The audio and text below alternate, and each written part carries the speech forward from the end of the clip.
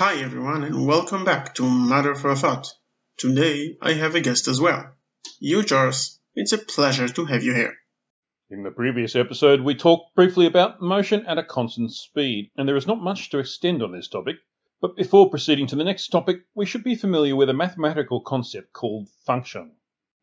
Please do not be alarmed by the term. The meaning of a function is just match, or more precisely, binary match, which means that for each set of values it receives as an input, it outputs one and only one output. Match between what, you ask? Well, a match between any two or more things that have some dependency between them. Sounds confusing? Let's get back to motion at a constant speed, but this time with an explanation of what it looks like as a function. Just a moment before moving on to the demos, a brief introduction. A function can be indicated with any letter or name that comes to mind, but certain functions have been given a universal name, and all over the world they are written that way to create uniformity. Again, there is no obligation to write like this, but it is more convenient.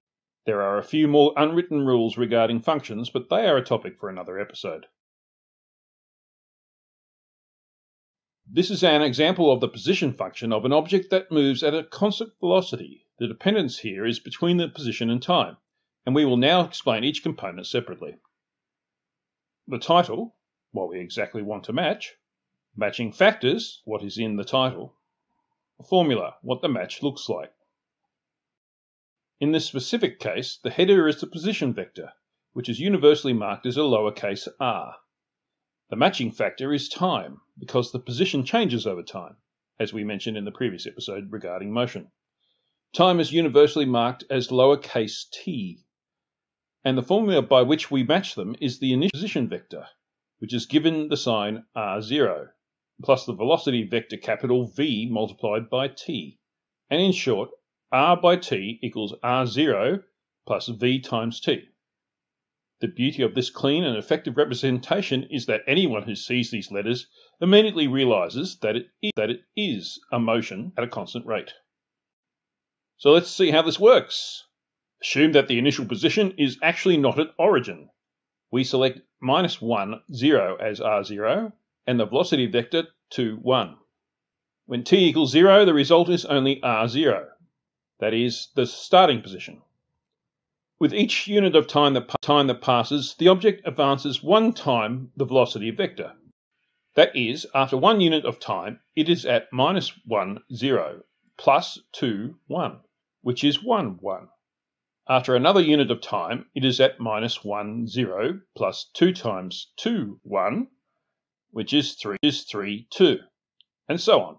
Just as we saw in adding and multiplying vectors in episode 4, we multiply the velocity vector, which is a position of time by time, and therefore get a position, which we then add to the initial position. In the next episode, we will talk about non-constant velocity, and we will be introduced to another composite physical unit, which is also a cornerstone of the classic. Hugh Jarsz, thank you very much. You're all more than welcome to pay a visit to his channel and subscribe if you like the content. A link is in the description. And that's for today, friends. I know this topic is not very intuitive, but I hope I made it clear enough.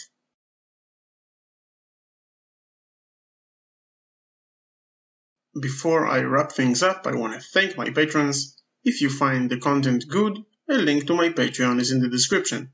Feel free to like and share, subscribe to the channel, and please leave a comment. I was, as always, rndthinker, and see you in the next video.